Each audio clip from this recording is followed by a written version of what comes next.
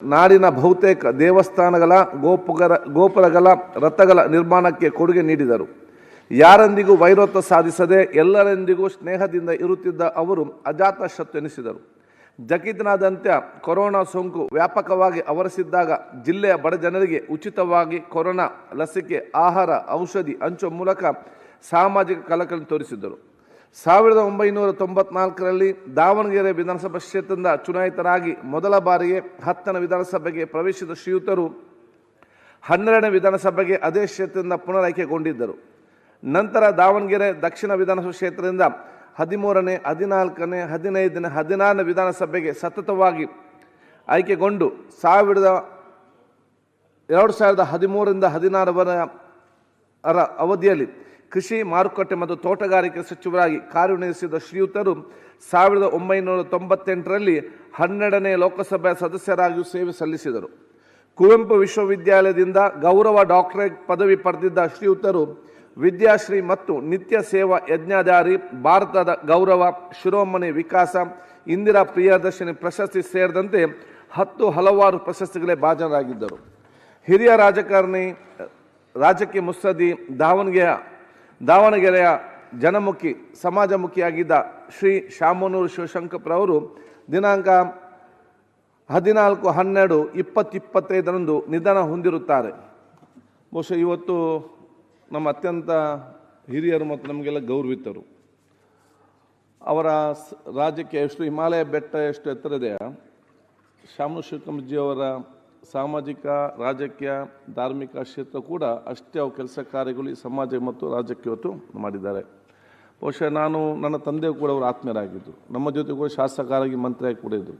ನಾನು ಕಂಡಂಥ ಕೆಲವೊಂದು ಗುಣಗಳು ಯಾವುದು ನಮ್ಮ ಯುವ ಜನಾಂಗಕ್ಕೆ ಒಂದು ಸಂದೇಶ ಅಂತ ಹೇಳಿದರೆ, ಎಷ್ಟೇ ಜಟಿಲವಾದ ಸಮಸ್ಯೆ ಇರಲಿ, ಅದು ಯಾವುದೇ ಒಂದು ಕಷ್ಟಕರ ವಿಚಾರ ಇರಲಿ, ಎಂಥದ್ದು ಯಾವುದೊಂದು ತಾಳ್ಮೆಗೆಡದೆ ಅತ್ಯಂತ ತಾಳ್ಮೆಯಿಂದ ಮತ್ತು ನಗುಮುಖದಿಂದ ಅದಕ್ಕೆ ಪರಿಹಾರ ಕಂಡು ಆ ಒಂದು ಸಮಸ್ಯೆಯನ್ನು ಬಗೆಹರಿಸುವಂಥ ದೊಡ್ಡ ಮಟ್ಟದ ಅವರ ನಾಯಕತ್ವದ ಗುಣ ಇತ್ತು. ಅದು ಬಹುಶಃ ನಮಗೆ, ಯಾಕೆಂದರೆ ಪ್ರತಿಯೊಂದು ಸಾವು ಕೂಡ ನಮಗೊಂದು ಸಂದೇಶ ಕೊಡ್ತದೆ. ಸೊ ಎಲ್ಲ ಸಂದೇಶವೂ ಕೂಡ ನಮ್ಮ ಯುವ ಜನರಿಗೆ ಮತ್ತು ಯುವ ಜನಪ್ರತಿನಿಧಿಗೊಂದು ಅವರ ಜೀವನ ಒಂದು ಸಂದೇಶವನ್ನು ಹೇಳಿಕೊಂಡು ಬಹುಶಃ ನಾನು ಇದನ್ನು ಚರ್ಚೆ ಮುಂದುವರಿಸಲಿಕ್ಕೆ ಮಾನ್ಯ ಮುಖ್ಯಮಂತ್ರಿಗಳು. ಮಾನ್ಯ ಸಭಾಧ್ಯಕ್ಷರೇ,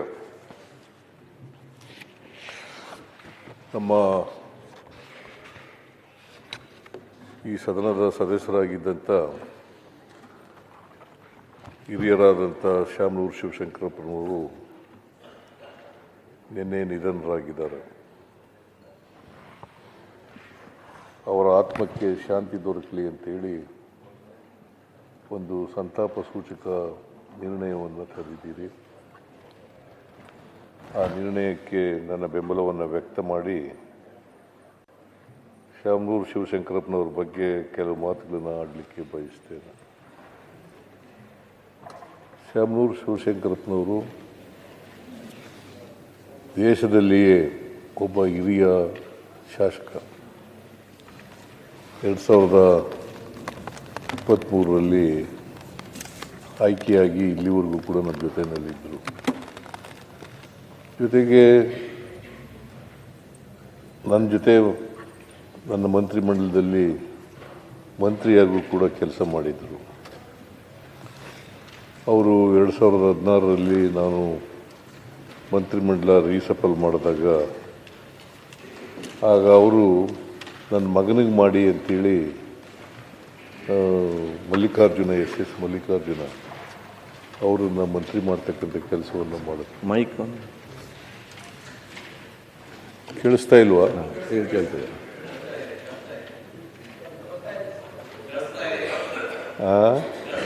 ಕೇಳಿಸ್ತಾ ಇದೆ. ಓಕೆ. SS ಮಲ್ಲಿಕಾರ್ಜುನ ಅವರು ಈಗ ನನ್ನ ಮಂತ್ರಿಮಂಡಲದಲ್ಲಿ ಸಚಿವರಾಗಿದ್ದಾರೆ. ಅವರ ಕೊನೆಯ ಮಗ ಕೂಡ. ಅವರನ್ನು ಮಂತ್ರಿ ಮಾಡಿ ಅಂತೇಳಿ ಇವರು ರಾಜೀನಾಮೆ ಕೊಟ್ಟರು. ಭಾಳ ದೀರ್ಘಕಾಲ ಅಖಿಲ ಭಾರತ ವೀರಶೈವ ಮಹಾಸಭಾದ ಅಧ್ಯಕ್ಷರಾಗಿದ್ದರು. ಈ ಗಳಿಗೆವರೆಗೂ ಕೂಡ ಆಗಿದ್ದರು. ಅವರು 69ರಲ್ಲಿ ದಾವಣಗೆರೆಯಲ್ಲಿ ಪುರಸಭೆಯ ಸದಸ್ಯರಾಗಿ ಆಮೇಲೆ ಅದರ ಅಧ್ಯಕ್ಷರಾಗಿಯೂ ಕೂಡ ನಗರಸಭೆಯ ಅಧ್ಯಕ್ಷರಾಗಿಯೂ ಕೂಡ ಕೆಲಸ ಮಾಡಿದರು. ತಮ್ಮ 63ನೇ ವಯಸ್ಸಿನಲ್ಲಿ ಶಾಸಕರಾದರು. 1994ರಲ್ಲಿ ಶಾಸಕರಾದರು. 6 ಬಾರಿ ಶಾಸಕರಾಗಿ ಆಯ್ಕೆಯಾಗಿದ್ದರು. 6 ಬಾರಿ. ಒಮ್ಮೆ ಸಂಸತ್ತಿನ ಸದಸ್ಯರಾಗೂ ಕೂಡ ಆಯ್ಕೆಯಾಗಿದ್ದರು. ಅವರು ಭಾಳ ದೀರ್ಘಕಾಲ ರಾಜಕೀಯದಲ್ಲಿದ್ದರು. ಇವತ್ತು ದಾವಣಗೆರೆಗೆ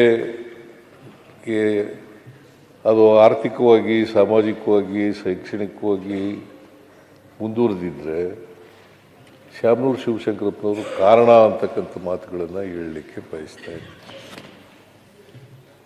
ದಾವಣಗೆರೆಯನ್ನು ವಿದ್ಯಾಕಾಶಿಯಾಗಿ ಮಾಡಿದರು. ಇಂಜಿನಿಯರಿಂಗು ಮತ್ತು ಮೆಡಿಕಲ್ ಕಾಲೇಜುಗಳು, ಇತರ ಸಂಸ್ಥೆಗಳನ್ನು ತೆಗೆದು ಭಾಳ ದೀರ್ಘಕಾಲ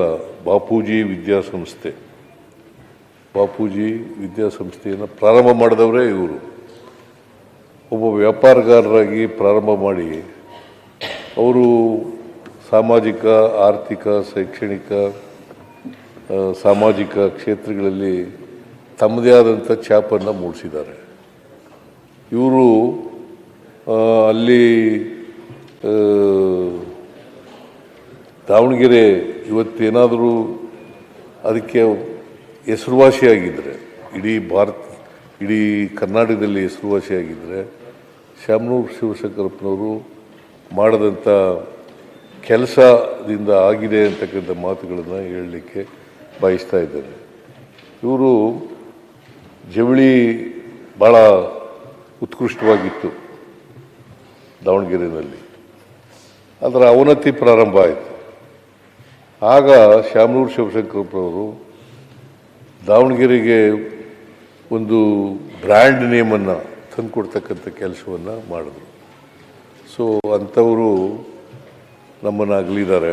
ಭಾಳ ದೀರ್ಘಕಾಲ ನಮ್ಮ ಕಾಂಗ್ರೆಸ್ಸಿನ ಟ್ರೆಷರರ್ ಕೂಡ ಆಗಿದ್ದರು. ಭಾಳ ದೀರ್ಘಕಾಲ ಟ್ರೆಷರರ್ ಆಗಿದ್ದರು. ಆಮೇಲೆ ಎಲ್ಲರೂ ಸ್ನೇಹ ಇಟ್ಕೊಂಡಿರ್ತಕ್ಕಂಥ ಕೆಲಸ ಮಾಡ್ತಾಯಿದ್ರು. ಎಲ್ಲರ ಜೊತೆ ಸ್ನೇಹ. ಯಾಕಂತಂದರೆ ಯಾರೂ ಕೂಡ ಅವ್ರಿಗೆ ವೈರಿಗಳಿರಲಿಲ್ಲ. ಅಜಾತ ಶತ್ರು ಅಂತ ಕರಿಬೋದಂಥ ವ್ಯಕ್ತಿ. ನಾನು ಯಾವಾಗ ದಾವಣಗೆರೆಗೆ ಹೋದರೂ ಕೂಡ ಅವ್ರು ಗೆಸ್ಟ್ ಹೌಸ್ನಲ್ಲೇ ಉಳ್ಕೊತಿದ್ದರು. ಆಮೇಲೆ ನನ್ನ ದಾವಣಗೆರೆ ಹೋದಾಗೆಲ್ಲ ಊಟಕ್ಕೆ ಬರಿ ಅಂತ ಕರಿತಿದ್ರು. ಯಾವಾಗ ಹೋದರೂ ಕೂಡ ನಮ್ಮನೆಯಲ್ಲೇ ಊಟ ಮಾಡಬೇಕು ಅಂತ ಕರಿತಾ ಇದ್ರು. ಹಾಗಾಗಿ ಅಲ್ಲೇ ಊಟ ಮಾಡ್ತಿದ್ದೆ. ಜೊತೆಗೆ ನನಗೆ 75 ವರ್ಷ ಮುಗೀತಲ್ಲ, ಆಗ ಅವ್ರ ಜಾಗದಲ್ಲೇ ನಾನು ಫಂಕ್ಷನನ್ನು ಮಾಡಿದ್ದು. ಸೊ ಹಾಗಾಗಿ ಅದೇ ಕೊನೆ ಊಟದ ಹಬ್ಬ ನಾನು ಆಚರಣೆ ಮಾಡ್ಕೊಂಡಿದ್ದು.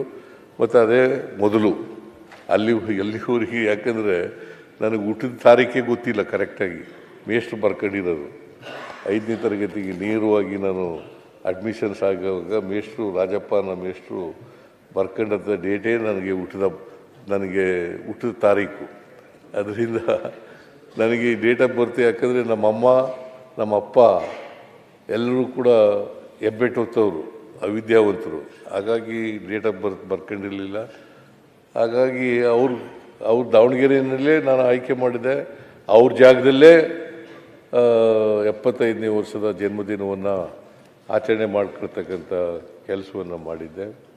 ಸೊ ಒಂದೇನಪ್ಪ ಅಂತಂದರೆ, ಶಾಮನೂರು ಶಿವಶಂಕರಪ್ಪನವರು ಸಹಾಯ ಹಸ್ತ ಭಾಳ ಇತ್ತು. ಕೋವಿಡ್ ಸಂದರ್ಭದಲ್ಲಿ ನಮಗೆ ಆಕ್ಸಿಜನ್ ಸಿಗದೇ ಇದ್ದಾಗ ಸುಮಾರು 6 ಕೋಟಿ ರೂಪಾಯಿಗಳನ್ನು ಖರ್ಚು ಮಾಡಿ ಆಕ್ಸಿಜನನ್ನು ಉಚಿತವಾಗಿ ಹಂಚತಕ್ಕಂಥ ಕೆಲಸವನ್ನು ಮಾಡಿದರು. ಅಂತಹ ಒಬ್ಬ ಅಪರೂಪದ ರಾಜಕಾರಣಿ ನಮ್ಮನ್ನು ಅಗಲಿದ್ದಾರೆ. ಅವರ ಆತ್ಮಕ್ಕೆ ಚಿರಶಾಂತಿ ದೊರಕಲಿ ಅಂತಕ್ಕಂಥ ಮಾತುಗಳನ್ನು ಹೇಳಿ ಅಪಾರವಾದಂಥ ಅವರ ಕುಟುಂಬ. ಯಾಕಂದರೆ ಒಂದು ದೊಡ್ಡ ಕುಟುಂಬ, 3 ಜನ ಗಂಡು ಮಕ್ಕಳು, 4 ಜನ ಹೆಣ್ಮಕ್ಳು ಇದ್ದಂಥ ಒಂದು ದೊಡ್ಡ ಕುಟುಂಬ. ಅವ್ರನ್ನೆಲ್ಲ ಅಗಲಿದ್ದಾರೆ. ಭಾಳ ದೊಡ್ಡ ಸಾವಿರಾರು ಲಕ್ಷಾಂತರ ಅಭಿಮಾನಿಗಳನ್ನು ಅಗಲಿದ್ದಾರೆ. ಸೊ ಅಂಥವರು ನಮ್ಮನ್ನು ಇವತ್ತು ನಮ್ಮಿಂದ ದೂರ ಆಗಿದ್ದಾರೆ. ಮತ್ತು ಸಿಟ್ಟಿಂಗ್ ಮೆಂಬರು ನಿನ್ನೆ ನಾನು ಒಂದು 15 ದಿನಗಳ ಹಿಂದೆ ಕಾಣಿಸುತ್ತೆ ಆಸ್ಪತ್ರೆಗೆ ಹೋಗಿದ್ದೆ. ಅಷ್ಟೊತ್ತಿಗಾಗಲೇ ಅವರು ಮಾತಾಡೋ ಪರಿಸ್ಥಿತಿಯಲ್ಲಿ ಇರಲಿಲ್ಲ. ಅಲ್ಲಿ ಒಂದು ಅರ್ಧ ಗಂಟೆ ಇದ್ದು ನೋಡ್ಕೊಂಡು ಬಂದೆ. ಸೊ ಅಂಥವರು ನಮ್ಮನ್ನು ಅಗಲಿದ್ದಾರೆ. ಅವರ ಆತ್ಮಕ್ಕೆ ಚಿರಶಾಂತಿ ದೊರಕಲಿ. ಅವರ ಕುಟುಂಬ ವರ್ಗದವರಿಗೆ, ಅವರ ಅಭಿಮಾನಿಗಳಿಗೆ, ಅವರ ಸ್ನೇಹಿತರಿಗೆ, ಅವರ ಬಂಧು ಬಾಂಧವರಿಗೆ ಅವರ ಸಾವಿನ ದುಃಖವನ್ನು ಭರಿಸ್ತಕ್ಕಂಥ ಶಕ್ತಿ ಕೊಡಲಿ ಅಂತೇಳಿ ಪ್ರಾರ್ಥನೆ ಮಾಡ್ತೀನಿ. ಸೊ ನಾನು ಇವತ್ತು ಅರ್ಜೆಂಟ್ ಆಗ್ತದೆ ಅಂತೇಳಿ ನಾನು ಭಾವಿಸ್ಕೊಂಡಿದ್ದೇನೆ. ಯಾಕಂದರೆ ಸಿಟ್ಟಿಂಗ್ ಮೆಂಬರ್ ಆಗಿರೋದ್ರಿಂದ ಇವತ್ತು ಅರ್ಜೆಂಟ್ ಆಗ್ತದೆ ಅಂತ ಭಾವಿಸ್ಕೊಂಡಿದ್ದೇನೆ. ನಾನು ಇದಾದ ತಕ್ಷಣ ಸಂತಾಪ ಆದ ತಕ್ಷಣ ನಾನು ದಾವಣಗೆರೆಗೂ ಕೂಡ ಹೋಗ್ತಾ ಇದ್ದೀನಿ ಅಂಥೇಳಿ ನನಗೆ ಅವಕಾಶ ಕೊಟ್ಟಿದ್ದಕ್ಕೆ ನಿಮಗೆ ಹೊಂದಿಸಿ ನನ್ನ ಮಾತುಗಳನ್ನು ಮುಗಿಸ್ತೇನೆ ಅಂತಕ್ಕಂಥ ಮಾತುಗಳು. ಪ್ರತಿಪಕ್ಷ